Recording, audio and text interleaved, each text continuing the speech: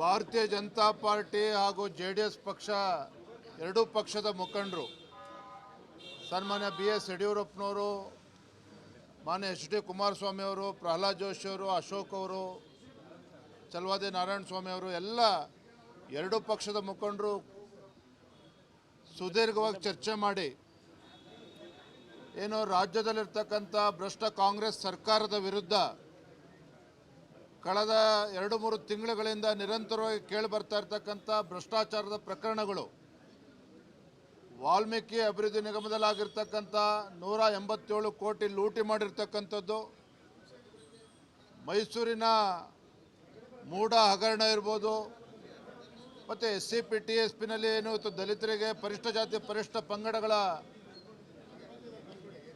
ಹಣವನ್ನು ಕೊಡದೇ ಇವತ್ತು ವರ್ಗಾವಣೆ ಮಾಡಿರ್ತಕ್ಕಂಥದ್ದು ಎಲ್ಲ ವಿಚಾರಗಳನ್ನು ತೆಗೆದುಕೊಂಡು ಬೆಂಗಳೂರಿನಿಂದ ಮೈಸೂರಿನವರೆಗೆ ಪಾದಯಾತ್ರೆ ಮಾಡಬೇಕು ಅನ್ನುವ ಚರ್ಚೆಯನ್ನು ಸಮಾಲೋಚನೆ ಮಾಡಿ ಮುಂದಿನ ಶನಿವಾರ ಬೆಂಗಳೂರಿನಿಂದ ನಮ್ಮ ಪಾದಯಾತ್ರೆ ಪ್ರಾರಂಭ ಆಗ್ತದೆ. ಬೆಂಗಳೂರಿನಿಂದ ಮೈಸೂರುವರೆಗೆ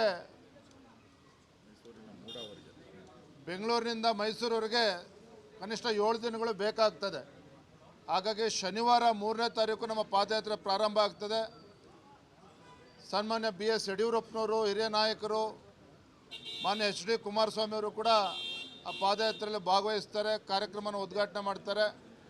ಮತ್ತು 10ನೇ ತಾರೀಕು ಶನಿವಾರ, 3ನೇ ತಾರೀಕು ಶನಿವಾರ ನಾವು ಪ್ರಾರಂಭ ಮಾಡೋರಿದ್ದೇವೆ. 10ನೇ ತಾರೀಕು ಶನಿವಾರ ಅದು ಸಮಾರೋಪ. ಅವತ್ತು ನಮ್ಮ ಕೇಂದ್ರದಿಂದ ರಾಷ್ಟ್ರೀಯ ನಾಯಕರುಗಳು ಕೂಡ ಬರೋರಿದ್ದಾರೆ. ಹಾಗಾಗಿ ಈ ನಿಟ್ಟಿನಲ್ಲಿ ನಾವೆಲ್ಲ ಎರಡೂ ಪಕ್ಷದ ಮುಖಂಡರು ಕೂತು ಸಮಗ್ರವಾಗಿ ಚರ್ಚೆ ಮಾಡಿ ಈ ಒಂದು ಅಂತಿಮ ನಿರ್ಧಾರಕ್ಕೆ ಎರಡೂ ಪಕ್ಷಗಳು ನಾವು ಬಂದಿದ್ದೇವೆ.